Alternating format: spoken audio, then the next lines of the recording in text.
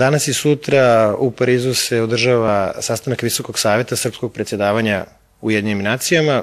Velika mi je čast što su neki izuzetno ugledni ljudi iz sveta međunarodnih odnosa prihvatili da stupe u ovaj Visoki savet. Danas i sutra ćemo govoriti o međunarodnim svetskim izazovima, od svetske ekonomske krize preko situacije na Bliskom istoku. Dotaknut ćemo i mnoge druge teme.